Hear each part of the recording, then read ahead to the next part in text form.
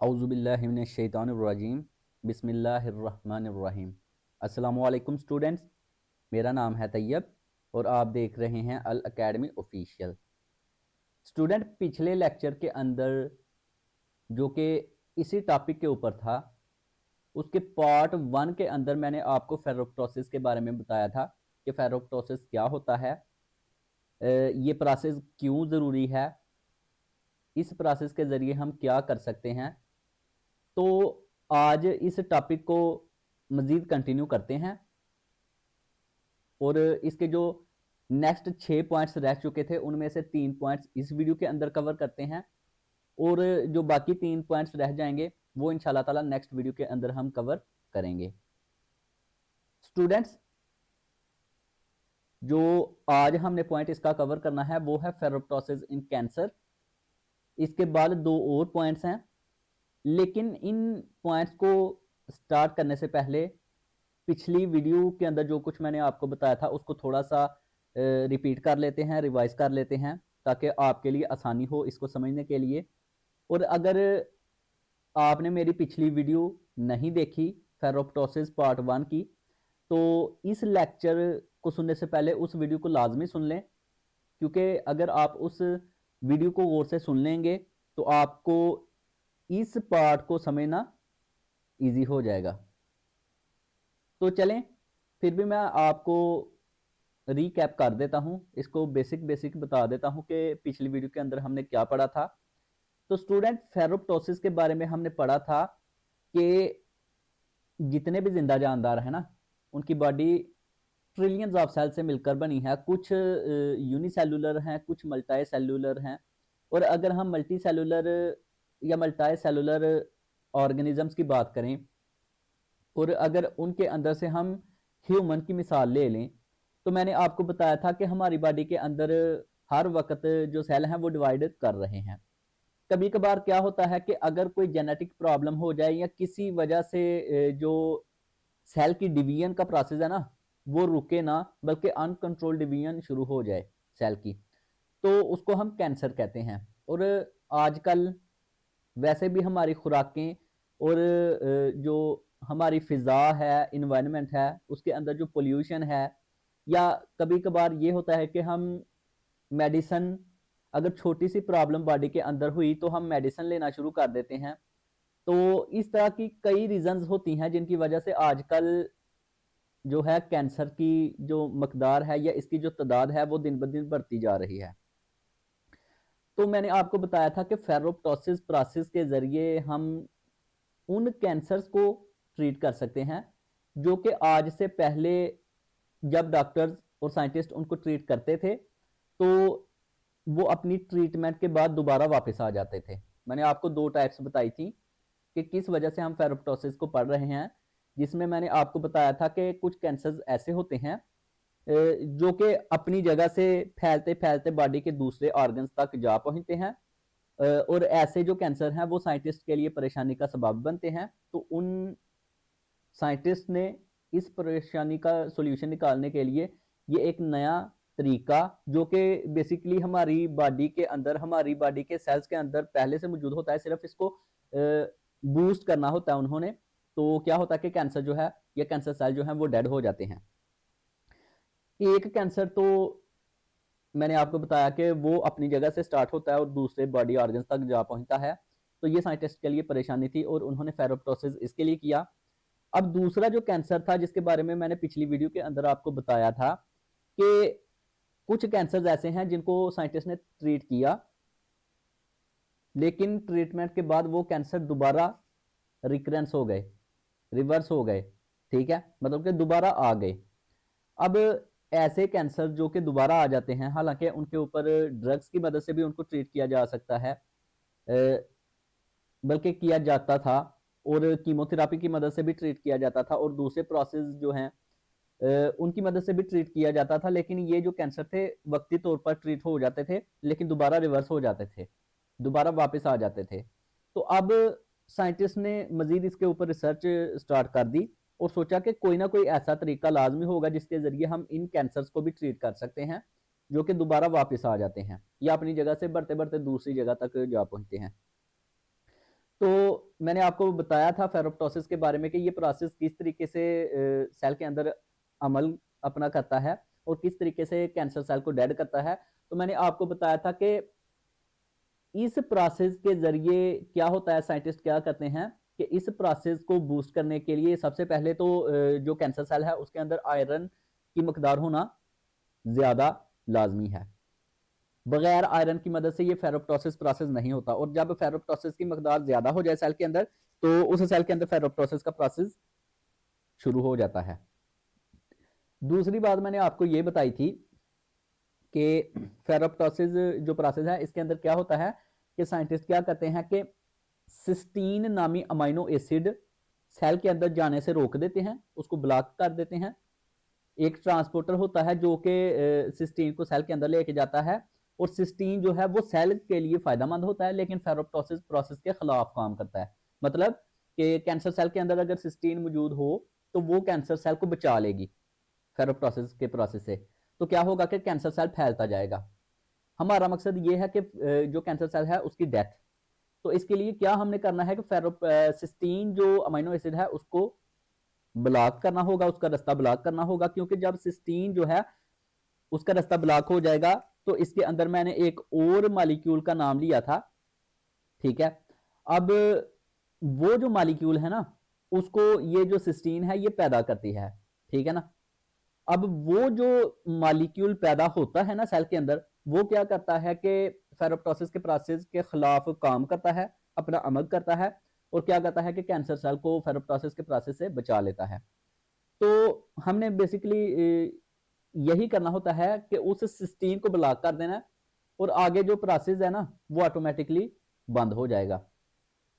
तो आज इसी टॉपिक को मजीद आगे पढ़ते हैं, ठीक है, कि किस तरीके से ये जो फेरोप्टोसिस का प्रोसेस है ये कैंसर सेल के ऊपर अफेक्ट करता है, और इसके अलावा कौन कौन सी मेडिसिन हैं जो कि डॉक्टर्स देते हैं फेरोप्टोसिस के प्रोसेस को बूस्ट करने के लिए, और बाकी भी कई कुछ हमने पढ़ना आज। तो चलें जल्दी से स्टार्ट करते हैं। तो स्टूडेंट, फेरोप्टोसिस इन कैंसर, अगर इस हेडिंग की हम बात करें ना अब, तो फेरोप्टोसिस इन कैंसर के अंदर हम ये देखेंगे कि फेरोप्टोसिस कैसे कैंसर को इफेक्ट करता है, ठीक है। इसके बाद कौन कौन सी मेडिसिन हैं जो कि बूस्ट करती हैं। तो चलें इसके बारे में पढ़ते हैं। Ferroptosis is an important area of research for cancer treatment because it can kill cancer cells, especially those that are resistant to traditional therapies like chemotherapy or radiotherapy। ये वही बात है जो मैंने पिछली वीडियो के अंदर भी आपको बताई थी, और अभी भी मैंने रिपीट किया इसको, कि ऐसे कैंसर जो कि कीमोथेरापी, रेडियोथेरापी, ड्रग्स की मदद से या दूसरे प्रोसेस की मदद से ट्रीट नहीं होते, या अगर होते हैं तो दोबारा रिवर्स हो जाते हैं, उनको ट्रीट करने के लिए ये प्रोसेस किया जाता है। अब ये जो फेरोप्टोसिस है ये कैसे कैंसर सेल को अफेक्ट करता है, तो स्टूडेंट दो तरीके हैं जिनके जरिए ये कैंसर सेल को अफेक्ट करता है। नंबर वन है कैंसर सेल वल्नरेबिलिटी, मतलब कि कैंसर सेल जो है ना वो ग्रो और मल्टीप्लाई, बात एक ही है कि वो अपने आप को मल्टीप्लाई बहुत तेजी से करते हैं, ठीक है। इसी वजह से क्या होता है कि उनके अंदर आयरन की मकदार बढ़ती जाती है, ठीक है ना। तो आयरन की मकदार जैसे जैसे कैंसर सेल ग्रो होते हैं और मल्टीप्लाई करते जाते हैं ना, तो उन कैंसर सेल के अंदर आयरन की मकदार बढ़ती जाती है। और मैंने आपको बताया कि पीछे के फेरोप्टोसिस का प्रोसेस आयरन की मौजूदगी के अंदर होता है। तो समझ लें कि फेरोप्टोसिस स्टार्ट हो जाएगा जब कैंसर सेल के अंदर आयरन की मकदार बढ़ जाएगी ना, तो फेरोप्टोसिस प्रोसेस स्टार्ट हो जाएगा। This dependence on iron makes them more vulnerable to ferroptosis because excess iron leads to lipid peroxidation and cell death। मैंने आपको बताया था कि सेल की जो सेल मेम्ब्रेन होती है उसके अंदर पॉली अनसैचुरेटेड फैटी एसिड, जिसको पूफा भी कहा जाता है, PUFA। अब ये जो पॉली अनसैचुरेटेड फैटी एसिड या पूफा है ना, इसकी ऑक्सीडेशन हो जाती है। जब आयरन मौजूद हो ना सेल के अंदर तो वो क्या करता है कि पूफा की ऑक्सीडेशन कर देता है। जब ये पूफा की या पॉली अनसैचुरेटेड फैटी एसिड की ऑक्सीडेशन करता है ना, तो क्या होता है कि लिपिड पर ऑक्साइड बन जाता है, और ये स्टोर हो जाता है सेल की सेल मेम्ब्रेन के अंदर, और सेल मेम्ब्रेन को डैमेज करना शुरू कर देता है। नंबर वन तरीका ये है कि हम क्या करते हैं कि इस तरीके को बूस्ट करके ना फेरोप्टोसिस के प्रोसेस को बूस्ट करके, तो हम क्या करने की कोशिश करते हैं कि जो कैंसर सेल है उसकी सेल मेम्ब्रेन डैमेज हो जाए, क्योंकि अगर सेल मेम्ब्रेन डैमेज हो गई तो जो कैंसर सेल है वो डेड हो जाएगा। ठीक है, नंबर 1 तरीका। दूसरे नंबर पर ये किस तरीके से अफेक्ट करता है फेरोप्टोसिस कैंसर सेल के ऊपर, दूसरा है कीमो रेजिस्टेंट कैंसर। मतलब कि कुछ कैंसर ऐसे होते हैं जो कि कीमोथेरापी के खिलाफ रेजिस्टेंस पैदा कर लेते हैं, मुजाहमत पैदा करते हैं और अपने आप को कीमोथेरापी ट्रीटमेंट से बचा लेते हैं। But these resistant cells can still susceptible to ferroptosis. लेकिन ये जो अपने आप को कीमोथेरापी से बचा लेते हैं ना, ये अभी भी ये चांस हो सकता है कि ये फेरोप्टोसिस से अपने आप को बचा ना सकें। This makes ferroptosis a new therapeutic strategy for these types of cancer. तो ऐसे कैंसर जो कि कीमोथेरापी से अपने आप को बचा लेते हैं, उनके लिए हम फेरोप्टोसिस का प्रोसेस करते हैं। ये एक स्ट्रेटजी अपनाई जाती है ताकि ऐसे कैंसर जो हैं वो डेड हो जाएं, खत्म हो जाएं। ठीक है, अब कुछ स्पेसिफिक कैंसर्स की बात हम करेंगे फेरोप्टोसिस के जरिए जिनको हम ट्रीट कर सकते हैं। तो स्टूडेंट ये 5 किस्म के स्पेसिफिक कैंसर्स हैं जिनके नेम्स इधर लिखे हुए हैं और इनके बारे में ये भी बताया है कि कौन कौन सी ड्रग्स या कौन कौन सा तरीका है जिनके जरिए हम फेरोप्टोसिस की मदद से इन कैंसर सेल्स को ट्रीट कर सकते हैं। तो स्टूडेंट इसके लिए मैं आपको ट्रिक भी बताऊंगा कि आपने ये 5 के 5 नेम्स कैसे याद करने हैं। तो पहले फेरोप्टोसिस इन स्पेसिफिक कैंसर के अंदर जो कैंसर है उनके नेम्स देख लेते हैं कौन कौन से हैं। तो पहले नंबर पे है पैनक्रियाटिक कैंसर, दूसरे नंबर पर है ब्रीस्ट कैंसर, तीसरे नंबर पर है लंग कैंसर, चौथे नंबर पे है कोलोरेक्टल कैंसर और 5वें नंबर पर है ल्यूकीमिया। अब स्टूडेंट इसको याद करने के लिए आपने इसकी एक तरतीब बनानी है जो कि मैंने बनाई है, मैं आपको बता देता हूं। स्टूडेंट आपने क्या करना है कि CPL बॉल, इस बात को याद रखना है। CPL बॉल, C से है कोलोरेक्टल कैंसर, P से है पैनक्रियाटिक कैंसर और L से है ल्यूकीमिया। उसके बाद बाल जो है ना उसके अंदर सिर्फ B और L है, A नहीं है। ठीक है, B से ब्रेस्ट कैंसर और L से लंग कैंसर। अब CPL का तो आपको पता ही होगा, क्रिकेट जो है वो आप देखते ही हैं, क्रिकेट या क्रिकेट जो भी है, तो उसके अंदर CPL को आप जानते होंगे। अब CPL बॉल को आपने याद रखना है। ये अगर आप याद कर लेंगे तो आपको इनके नेम्स जो हैं वो इजीली याद हो जाएंगे और आपको भूलेंगे नहीं। तो चलें, CPL बॉल इसी तरतीब से हम सबसे पहले कोलोरेक्टल कैंसर के बारे में पढ़ते हैं कि इसके अंदर किस तरीके से हम इंड्यूस कर सकते हैं फेरोप्टोसिस के प्रोसेस को और कौन सी ड्रग्स इसके अंदर यूज हो सकती हैं। तो स्टूडेंट देखें, इधर लिखा है ferroptosis inducing drugs like RSL3। अब RSL3 को आपने इस तरीके से बोलना है, रसल थ्री। आपने रसल वाइपर एक स्नेक के बारे में सुना होगा, उसी को जहन में याद रखना है और RSL को इस रिदम से पढ़ना है, रसल थ्री। ये एक ड्रग है, ठीक है, जो कि इंड्यूस करती है फेरोप्टोसिस के प्रोसेस को और इसकी मदद से क्या होता है कि फेरोप्टोसिस की प्रोसेस के जरिए फिर लिपिड जो मौजूद है ना, पूफा पॉली अनसैचुरेटेड फैटी एसिड जो कि सेल मेम्ब्रेन के अंदर है, फैटी एसिड या लिपिड एक ही बात है, ठीक है, उसको डैमेज करता है ये ड्रग और इस तरीके से कोलोरेक्टल कैंसर जो सेल्स हैं उनकी डेथ हो जाती है। अब दूसरे नंबर पर है पैनक्रियाटिक कैंसर। अब स्टूडेंट इसके अंदर जो ड्रग है ना उसका नाम है आर्टिस्यूनेट। क्या है? आर्टिस्यूनेट। अब ये जो आर्टिस्यूनेट ड्रग है ना, ये क्या करती है, ये भी फेरोप्टोसिस के प्रोसेस को ट्रिगर करती है पैनक्रियाटिक कैंसर के अंदर। और इस आर्टिस्यूनेट ड्रग का एक फायदा ये है कि ये नॉर्मल पैनक्रियाटिक सेल को डैमेज नहीं करती, हार्म नहीं करती। ये भी फेरोप्टोसिस प्रोसेस का एक बेनिफिट मैंने आपको पिछली वीडियो के अंदर भी बताया था। सॉरी, मैंने आपको बताया था कि फेरोप्टोसिस का प्रोसेस दूसरे प्रोसेस के मुकाबले इसलिए भी बेहतर है क्योंकि ये नॉर्मल सेल को कम डैमेज करता है। ठीक है, डैमेज तो जाहिर सी बात है थोड़ा बहुत तो डैमेज होता ही है, आहिस्ता आहिस्ता हो सकता है आने वाले वक्त में ये डैमेज भी कम हो जाए और सिर्फ कैंसर सेल्स का मतलब कि उनकी डेथ हो और नॉर्मल सेल बच जाए। लेकिन फिलहाल दिन ब दिन हम इसी तरीके की तरफ जा रहे हैं कि ज़्यादा से ज़्यादा हम कैंसर सेल को ट्रिगर मतलब कि अटैक करें, उनके ऊपर अटैक करें और जो नॉर्मल सेल हैं वो बचे रहें। तो पैनक्रियाटिक कैंसर को ट्रीट करने के लिए आर्टिस्यूनेट ड्रग जो है उसका यूज़ किया जाता है और ये जो ड्रग है ये फेरोप्टोसिस को ट्रिगर करती है पैनक्रियाटिक कैंसर के अंदर और नॉर्मल सेल को ये डैमेज नहीं करती। अच्छा, इसके बाद बारी आ जाती है ल्यूकीमिया। अब ल्यूकीमिया सेल्स के अंदर क्या होता है, इधर जो ड्रग यूज होती है उसका नाम है डाईहाइड्रो आर्टेमिसाइनिन।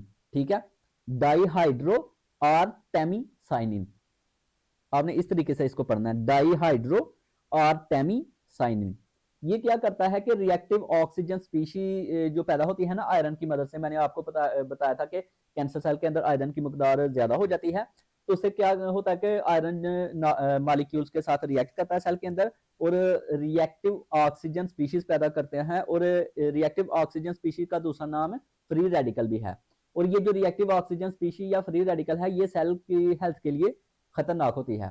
तो डाईहाइड्रो आर्टेमिसाइनिन ड्रग जो है वो इस रिएक्टिव ऑक्सीजन स्पीशी की प्रोडक्शन को इंक्रीज कर देती है और फेरोप्टोसिस प्रोसेस ऑटोमेटिकली इंक्रीज होगा। इसका ये जो प्रोसेस है ये तेज हो जाएगा और सेल की कैंसर सेल की डेथ हो जाएगी।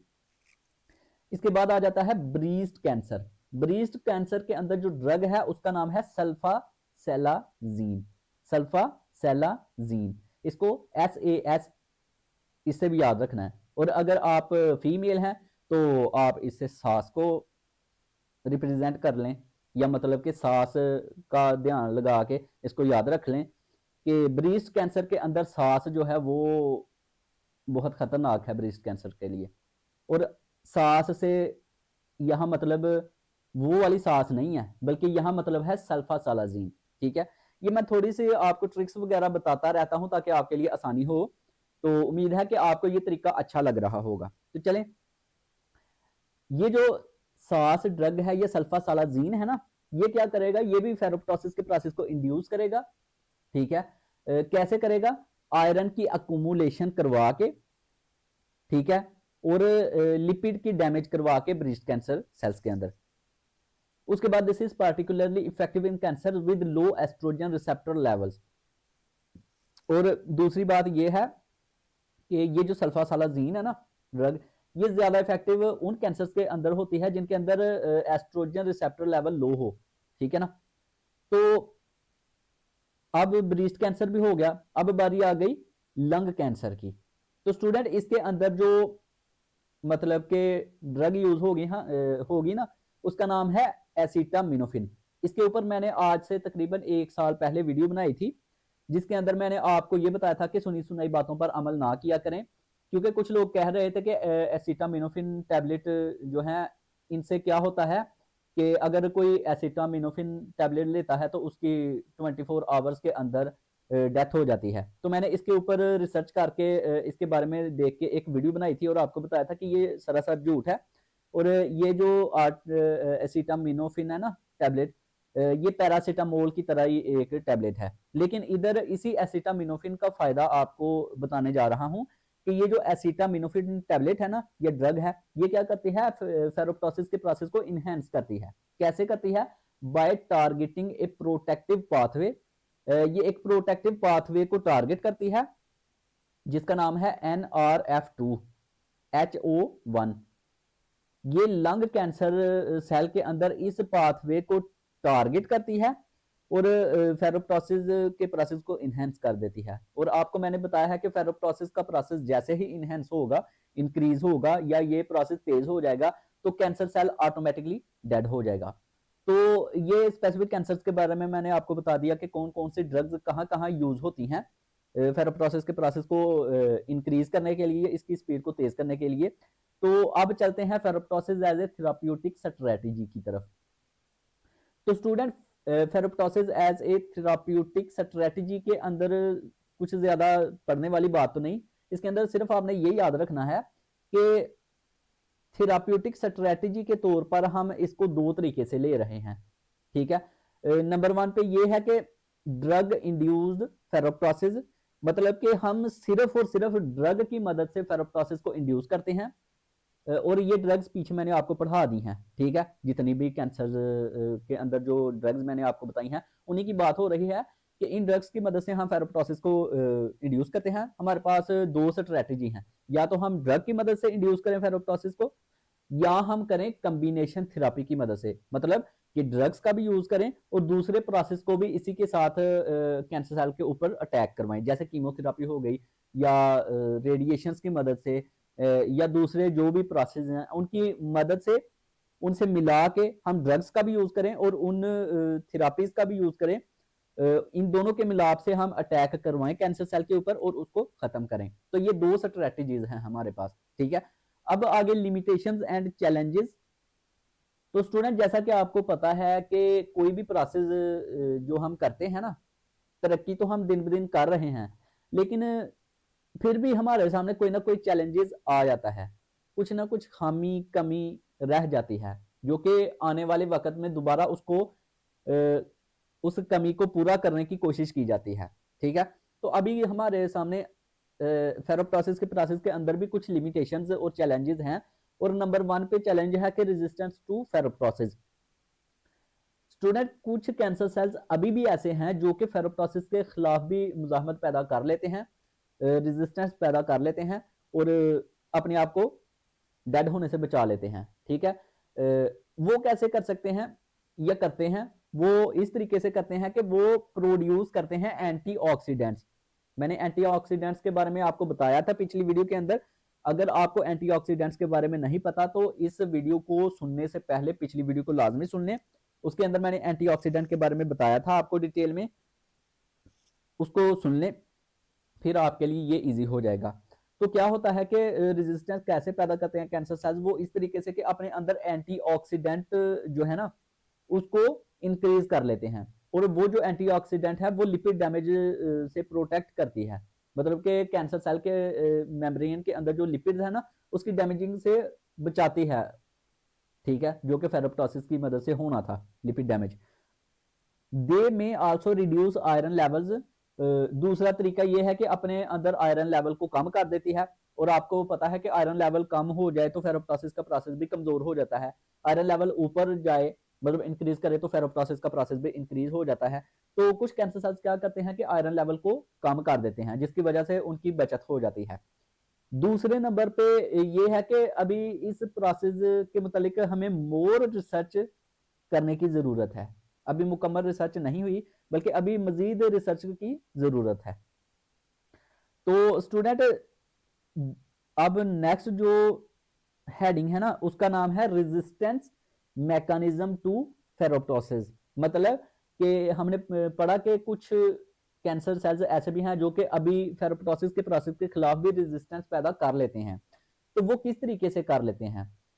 तो उनके अंदर ये 5 या 6 प्रोसेस हैं या मैकेनिज्म हैं जिनके जरिए वो अपने मतलब फेरोप्टोसिस के खिलाफ अपने अंदर एक मुजाहमत पैदा कर लेते हैं, जिसकी वजह से वो बच जाते हैं। नंबर 1 पे है बूस्टिंग एंटीऑक्सीडेंट, जो कि पीछे भी हमने पढ़ा कि एंटीऑक्सीडेंट को बूस्ट कर लेते हैं, इंक्रीज कर लेते हैं। एंटीऑक्सीडेंट पैदा हो जाए तो लिपिड पर ऑक्सीडेशन कम हो जाती है या जीरो हो जाती है और कैंसर सेल बच जाता है डेड होने से। दूसरे नंबर पर आ जाता है स्ट्रेंथनिंग लिपिड डिफेंस। अब लिपिड जो सेल मेम्ब्रेन के अंदर है उसको बचाने के लिए अपने डिफेंस को ये मजबूत कर लेते हैं, ठीक है। तीसरे नंबर पर है कि रिड्यूसिंग आयरन लेवल्स, अपने अंदर आयरन की मकदार को कम कर लेते हैं। नंबर 4 पे है एक्टिवेटिंग प्रोटेक्टिव प्रोटीन्स, मतलब कि प्रोटेक्टिव प्रोटीन जो है उनको एक्टिवेट कर लेते हैं। और प्रोटेक्टिव प्रोटीन कौन सी है? NRF2, NRF2 जिसको हम कहते हैं, या FSP1, ये दोनों प्रोटेक्टिव प्रोटीन्स हैं, ठीक है। NRF2 क्या है? ये है न्यूक्लियर, इसका नाम है NRF2, इसका मुकम्मल जो नाम है ना मेरे जहन से निकल रहा है। पिछली वीडियो के अंदर मैंने आपको इसके बारे में बताया था कि NRF2 क्या होता है, ठीक है। उस वीडियो के अंदर आप देख लें इसका पूरा नाम, ठीक है। और दूसरे नंबर पर है FSP1, ठीक है, फेरोप्टोसिस सप्रेसिंग प्रोटीन 1।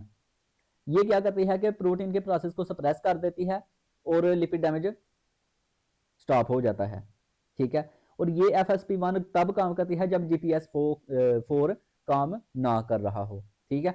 अब 5वें नंबर पे है जेनेटिक चेंजेस।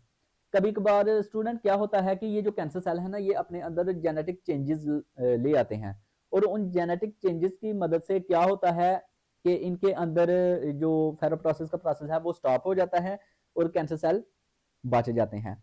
अब इनके अंदर स्टूडेंट मैंने जैसा कि आपको इस वीडियो के अंदर भी बताया और पिछली वीडियो के अंदर तो मैंने बताया ही था कि क्या होता है कि एक अमाइनो एसिड है सिस्टीन।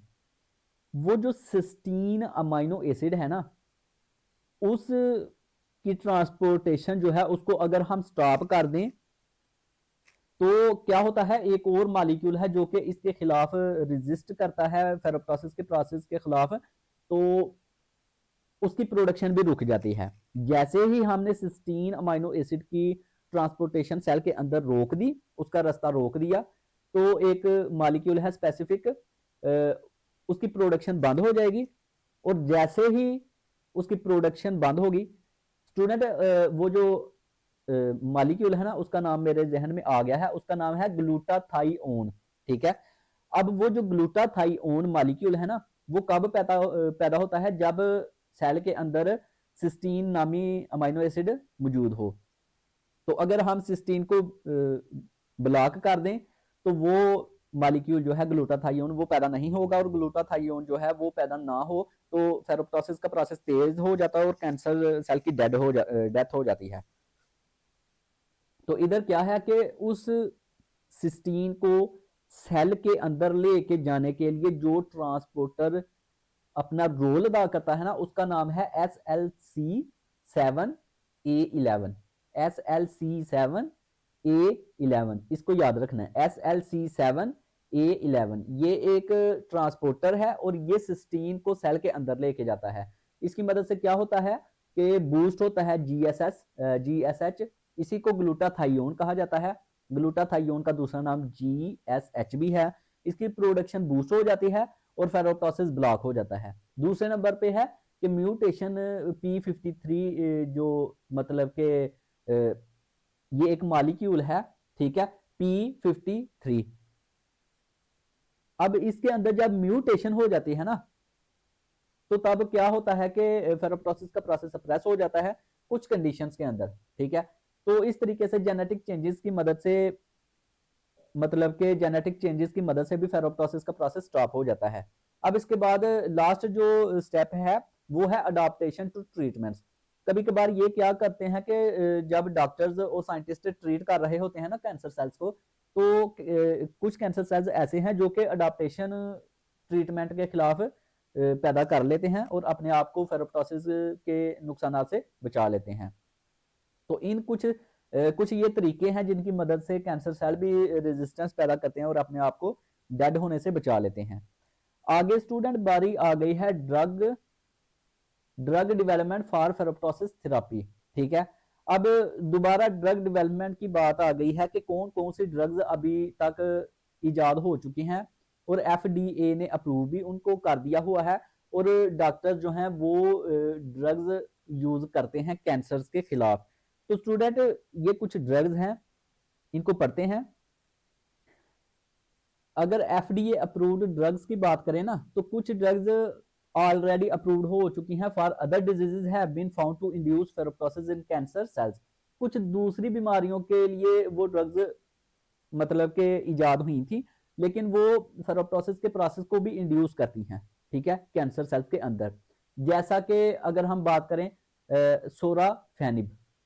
अब ये जो सोराफेनिब ड्रग है ना, इसके बारे में अगर पढ़ें तो लिखा हुआ है कि एक cancer drug that blocks the import of cystine into the cell. मैंने आपको पीछे बताया कि ट्रांसपोर्टर जो है वो क्या करता है, वो सिस्टीन को सेल के अंदर लेके जाता है। तो सोराफेनिब जो ड्रग है ना, ये क्या करती है कि उस सिस्टीन की इंपोर्ट को ब्लॉक कर देती है, और ग्लूटाथाइओन जो है वो भी ब्लॉक हो जाएगा, और जो फेरोप्टोसिस है वो स्टार्ट हो जाएगा।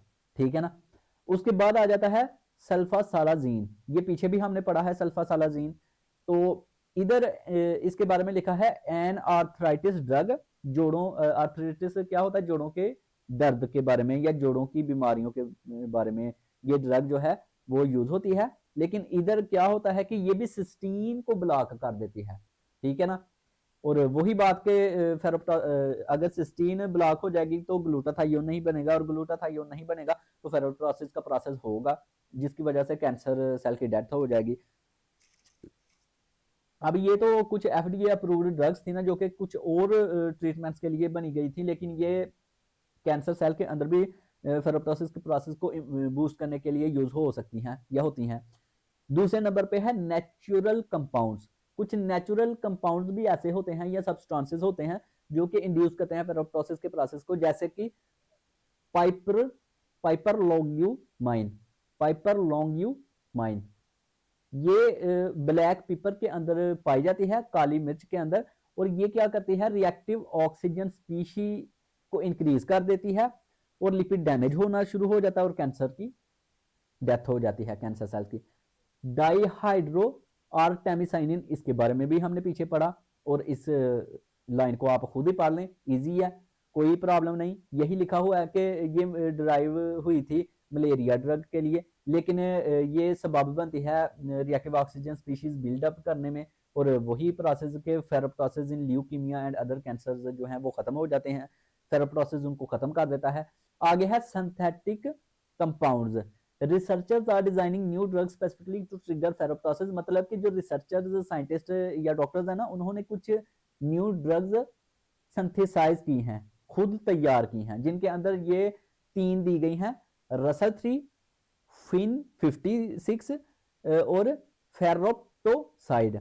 अब ये साइंटिस्ट ने खुद सिंथेटिक कंपाउंड्स, ये जो कंपाउंड या ड्रग्स या जो भी आप कह लें, ये बनाए हैं, और ये भी फेरोप्टोसिस के प्रोसेस को बूस्ट करने के लिए यूज होते हैं।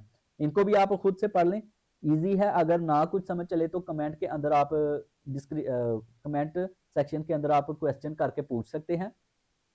आगे है ड्रग कम्बिनेशन, मतलब कि मैंने आपको जैसे पीछे भी बताया कि ड्रग्स का भी यूज हो और दूसरी थेरापीज का भी यूज करके हम दोनों चीजों का मिलाप करके अटैक करें कैंसर सेल्स के ऊपर, तो ज्यादा बेहतरी के चांसेस हो सकते हैं। तो इसके अंदर इम्यूनोथेरापी या इम्यून सिस्टम को बूस्ट अप करना, इम्यून सिस्टम तेज हो जाए तो जिस्म के अंदर जो है मतलब कि लड़ाई, एक जंग शुरू हो जाती है कैंसर सेल के खिलाफ। कीमोथेरापी का भी यूज होता है, ड्रग्स का भी यूज किया जाएगा, और फेरोप्टोसिस के प्रोसेस को भी तेज किया जाएगा ताकि कैंसर सेल जो है वो डेड हो जाए। उसके बाद चैलेंजेस इन ड्रग डेवलपमेंट, अब इसके अंदर भी वही है कि ड्रग डेवलपमेंट, ये जो ड्रग्स तैयार हुई हैं इनके अंदर भी कभी कभार जो कैंसर सेल है वो इनके खिलाफ भी रेजिस्टेंस पैदा कर लेता है, और इन ड्रग्स के भी कुछ साइड इफेक्ट्स हो सकते हैं। कभी कभार ये नॉर्मल सेल्स को भी इफेक्ट करते हैं। और आपको पता है कि जब आप गौर करें कीमोथेरापी के बारे में, तो जब कीमोथेरापी की जाती है तो कैंसर के जो पेशेंट होते हैं उनके सर के जो बाल हैं वो बिल्कुल झड़ जाते हैं, इतनी कमजोरी आ जाती है कि कभी कभार तो उनकी हालत बहुत ज़्यादा ख़राब हो जाती है, उनको बहुत ज़्यादा केयर की ज़रूरत महसूस होने लग जाती है। वो मतलब कि इतने कमज़ोर हो जाते हैं, उनका इम्यून सिस्टम इतना कमज़ोर हो जाता है कि बाहर से जरासीम ज़्यादा तेज़ी से उसके ऊपर अटैक करते हैं और जल्दी वो अफेक्ट हो जाता है जरासीम से वो पेशेंट। तो ऐसे कुछ चैलेंजेस हैं ड्रग्स के अंदर, इनको यूज़ करने के अंदर कभी कभार इनके खिलाफ कैंसर सेल अपने अंदर रेजिस्टेंस पैदा कर लेता है, और कभी कभार ये नॉर्मल सेल को भी इफेक्ट करती हैं। तो आगे अगर पढ़े why drug development is promising, तो इसके अंदर 2 बातें हैं। Ferroptosis based therapy offer a new way to kill cancers specially those resistance to other treatment. वही स्टूडेंट बात के जो कैंसर्स दूसरे थेरापीज के या दूसरी ड्रग्स के खिलाफ रेजिस्टेंस पैदा कर लेते हैं, वो इसके खिलाफ रेजिस्टेंस पैदा कम करते हैं, हालांकि कर लेते हैं कुछ। और अभी मजीद रिसर्च जो है वो जारी है इसको मजीद बेहतर बनाने के लिए इस प्रोसेस के जरिए, क्योंकि ये जो फेरोप्टोसिस का प्रोसेस है इसके बारे में रिसर्चर्स का या साइंटिस्ट का ये ख्याल है कि अगर हम इसके मुतालिक मुकम्मल डिटेल जान लें, इसके ऊपर रिसर्च मुकम्मल हो जाए, तो ऐसा भी हो सकता है कि हम मुकम्मल तौर पर कैंसर सेल को डेड कर दें और कैंसर से निजात हो जाए, ठीक है ना। तो स्टूडेंट आज के लिए यहीं तक, अगली वीडियो के अंदर इंशाल्लाह ताला नेक्स्ट जो 3 पॉइंट्स रह गए हैं उनको कवर करेंगे। तो आज के लिए बस इतना ही, अल्लाह हाफिज।